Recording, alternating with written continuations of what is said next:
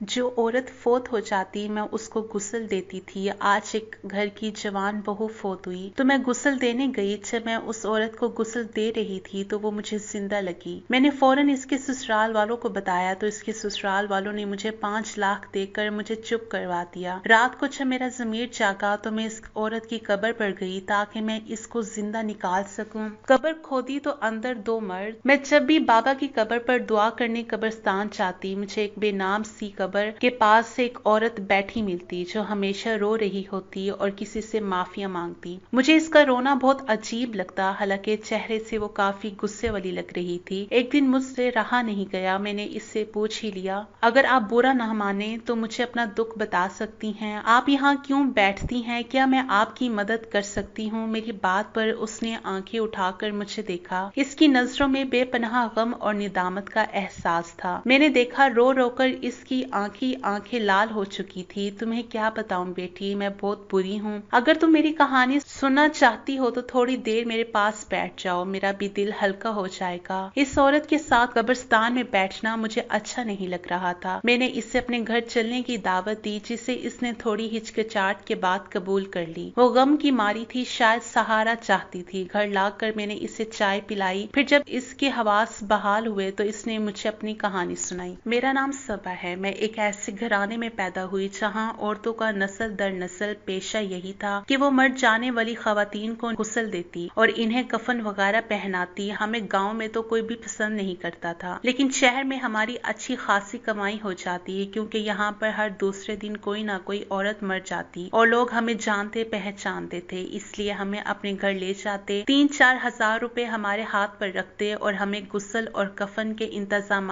थमा देते। हम लोगों को अब इस काम की आदत पड़ नहीं होती थी। एक दिन शाम के 6 बजे मैं अपने काम से फारिग होकर बैठी थी कि दरवाजे पर दस्तक हुई। मैंने दरवाजा खोला तो सामने एक 45 साल औरत थी जिसका कद अच्छा खासा था और सेहत भी काबिल रश्क थी। कहने लगी, मुझे तुमसे कोई काम है, जल्दी मेरे घर चलो। मैं हैरान हुई कि इतनी जल्दी में किसी को मुझसे क्या काम हो सकता है। मैंने चादर पहनी और इसके साथ चल पड़ी। वो बहुत जल्दी में लग रही थी। एक बड़े से बंगले के सामने जाकर वो रुक गई। वो पैदल ही आई थी, हालांकि इसके घर के बाहर 2 गाड़ियां खड़ी थी। मुझे इस बात पर सख्त हैरत हुई। वो मुझे बड़ी राजदारी से अंदर लेकर गई। बोली, देखो आज दोपहर को ही मेरी बहू फोत हो गई है। मैं इसके माँ बाप को नहीं जानती। मेरा बेटा एक लावारिस लड़की को ब्याह कर लाया था, तब इससे बहुत मोहब्बत भी करता था, मगर क्या करेंगे, बेचारी तो अपनी औलाद की तकलीफ को सह नहीं सकी। ये हामला है, मगर इसकी जान तकलीफ से चली गई है। हामला औरत है मगर इसकी जान तकलीफ से चली गई है। हामला औरत को ज्यादा देर घर में रखना अच्छी बात नहीं है। तुम इसे जल्दी से गुस्ल दे दो ताकि मैं इसे मुख्तसर रस्म के बाद दफन कर दूं। मुझे तो इस लाश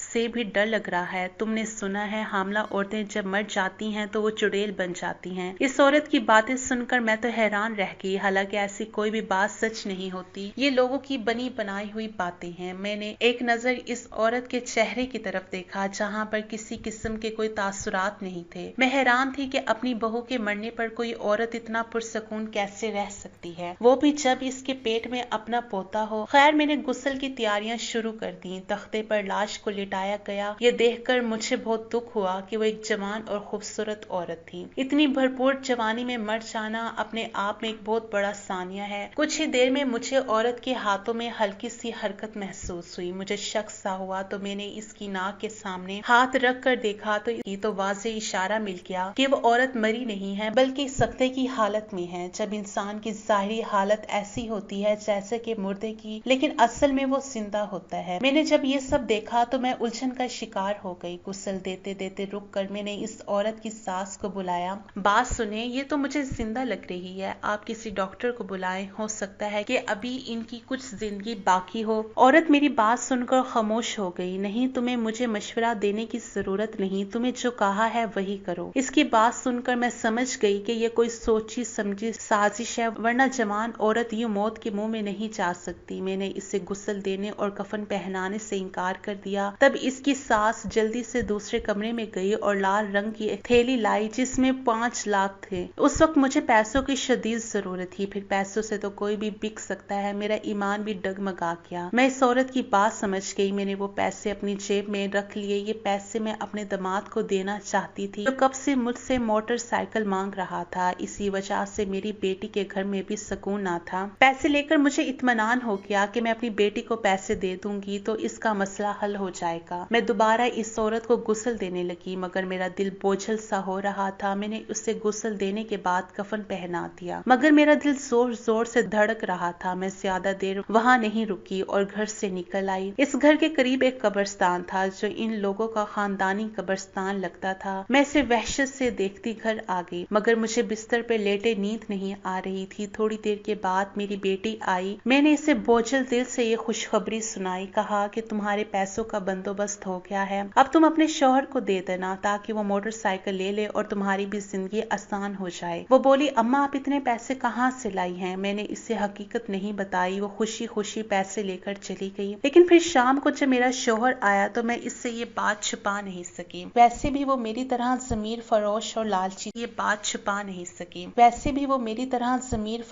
लालची था। इससे इन बातों से कोई फर्क नहीं पड़ता था। मैंने जब इसे ये बात बताई तो बातों बातों में मैंने इस औरत के ज़ेवरात का जिक्र भी कर दिया कि औरत ने अच्छी खासी सोने की अंगूठियां पहनी हुई थी। इसकी सास इन्हें निकाल नहीं पाई और इसके साथ ही कफन पहनाने का कहा था। औरत ने कहा कि मैं अपने बेटे को दुख नहीं देना चाहती कि इसकी बीवी मर गई है, इसलिए मैं इसे कहूंगी कि तुम्हारी बीवी भाग गई है। मैं इसे दफनाना चाहती हूँ ताकि मेरे बेटे के दिल में गम की जगह गुस्सा आए और वो दूसरी शादी करने के लिए रजामंद हो जाए। मैं अपने दिल को तसल्लियां दे रही थी कि इस औरत ने अपने बेटे की भलाई के लिए सब किया। जाहिर है वो अपने बेटे को गम में मुब्तला नहीं करना चाहती होगी। कौन माँ चाहती है कि इसका बेटा सारी उम्र एक औरत के गम में बैठा रहे। खैर इस सब के बाद भी मुझे इत्मीनान नहीं हो रहा था। लेकिन मेरे शौहर ने एक नई कड़ी मिला दी। कहने लगा, अब वो जेवर तो हमें निकालने ही पड़ेंगे वरना इस मुर्दे को भी अजाब हो। कसूर नहीं, अगर एक जगह चीज जाया हो रही है हमारा हक है कि हम इसे इस्तेमाल करें। हम इससे अपनी बेटियों की शादी करेंगे। तुम्हें समझ क्यों नहीं आ रही? अपने शौहर की बातें सुनकर मेरा दिल अजीब सा हो गया। मैं ये सब करना नहीं चाहती थी, मगर इसने मुझे राजी कर लिया। बोला, थोड़ी देर का तो काम है, चलो हम कब्रिस्तान चलते हैं। इस औरत की कब्र खो देंगे और वहाँ से जो भी दौलत मिलेगी इससे कोई कारोबार कर लेंगे। फिर ऐसी हरकत का सोचेंगे भी नहीं। मैं अपने शौहर की बातों में आ गई। रात के 2 बजे हम अपने घर से निकले। हमारे पास कब्र खोदने के लिए कुछ भी नहीं था। हमें सिर्फ ये पता करना था कि ताज़ा कब्र कौन सी होगी जिससे हम मिट्टी बनाकर इस औरत तक पहुंच सके। हमें गॉर्किन की मदद भी तलब करना थी। हम लोग जब कब्रिस्तान पहुंचे तो खुदा की करनी ऐसी हुई कि गॉर्किन उस वक्त जाग रहा था। हमने इसे सारी हकीकत से आगाह नहीं किया। कहा कि हम एक अमल करना चाहते हैं जो बहुत जरूरी है। इसे कुछ बातों में लिखाकर हम लोग इस कब्र की जानिब बढ़े जो आज शाम ही बनाई गई थी। गॉर्किन ने इस कब्र की निशानदेही कर दी थी। वैसे भी वो कुछ खास ईमानदार नहीं लगता था। अजीब सी नहुसत थी इसके चेहरे पे। गनीमत तो यही समझा कि इसने हमसे कोई हिस्सा वगैरह नहीं मांगा, ना ही कोई दूसरी बात पूछी। शायद वो नींद में लग रहा था। टॉर्च की रोशनी में जब हम लोग इस कब्र तक पहुंचे तो वो बिल्कुल ताजा थी। इस पर नरम सी मिट्टी थी। हमने इसे हटाना शुरू किया तो वो आसानी से हट गई।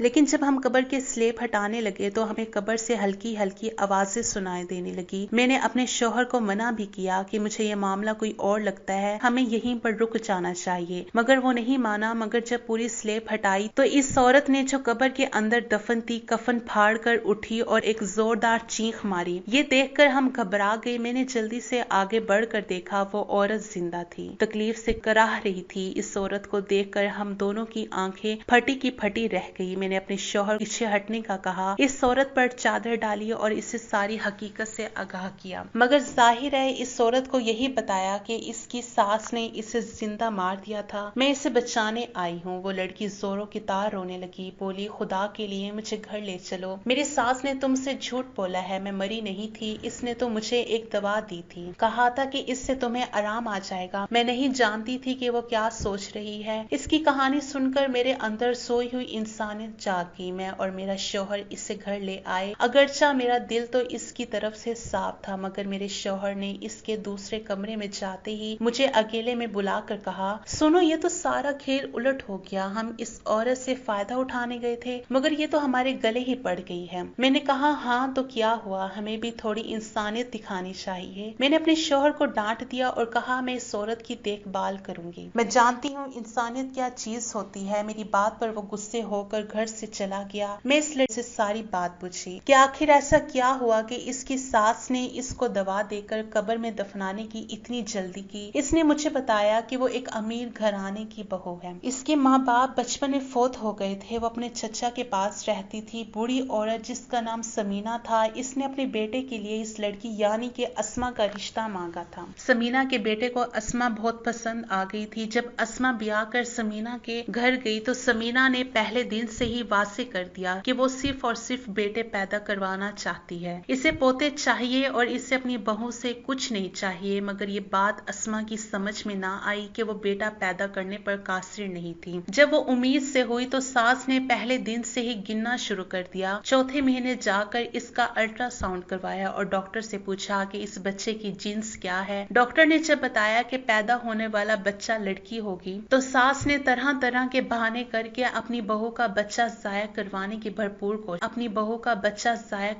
भरपूर कोशिश की, मगर ऐसा नहीं हो सका और फिर इसने अपना आखिरी वार इस तरह चलाया कि अपनी बहू को नींद की गोलियां इतनी मिकदार में दे दी कि वो कभी ना उठ सके। अस्मा ने बताया कि इसने दूध का आधा गिलास पीकर छोड़ दिया। शायद इसी वजह से इसकी जान बच गई, वरना वो वाकई में सचमुच मर जाती। अस्मा की बात सही थी। इसकी सास जिस कदर जल्दी में लग रही थी, इसका मतलब तो यही था कि इसने अपनी बहू से जान छुड़ाने की कोशिश की है, क्योंकि इसका बेटा इससे बेइंतहा प्यार करता था। तलाक देने या छोड़ने का तो सवाल ही पैदा नहीं होता था। सो समीना बेगम के मन में यही साजिश सूझी और इसने अपनी बहू के साथ इतना बड़ा जुल्म कर डाला। अस्मा रो रही थी। मैंने कहा, बेटी तुम फिक्र नहीं करो, अगर तुम अपने घर में जाना चाहती हो तो हम तुम्हें पहुंचा आएंगे। तुम अपने शौहर के साथ एक अलग जिंदगी शुरू करना। तब वो बोली, अब मैं अपने घर नहीं जा सकती, मुझे इस घर में अपनी जान का खतरा है। अपना बच्चा पैदा होने तक मैं कहीं महफूज जगह पर रहना चाहती हूँ। अगर तुम मुझे अपने घर में पनाह दे दो तो तुम्हारी मेहरबानी होगी, वरना मैं कहीं और चली जाऊंगी। अस्मा की बातें सुनकर मैं भी जज्बाती हो गई। थोड़ी देर के बाद अरशद मुंह बनाए घर आ गया। रात काफी ज्यादा हो चुकी थी। मैंने इस लड़की को अपना ख्याल रखने का कहा और अपने कमरे में चली गई। अरशद अभी भी नाराज बैठा था। इससे मेरी यह हरकत अच्छी नहीं लगी थी, मगर इसने तो मुझे डराना शुरू कर दिया। बोला, देख तू भूल रही है, अगर ये औरत जिंदा बच गई तो यह हम सबको भी फंसवा देगी। तूने इसकी सास से 5 लाख की कसीर रकम ली थी। अगर इसने अपनी सास पर इल्जाम लगाया तो ये बात भी उगल देगी कि तू किस तरह इसे यहाँ तक लाई है। बेहतर यही है कि ये लड़की जहाँ थी वहीं चली जाए। वैसे भी लोग तो जान ही गए होंगे कि ये घर से भाग गई है या फिर इसकी जिंदगी खत्म हो गई है, तो फिर क्या जरूरत है हमें इस सब में पड़ने की। बेहतर है कि ये अपने ठिकाने पर वापस चली जाए। अरशद की बातें सुनकर मैं कांप कर रह गई थी। मैं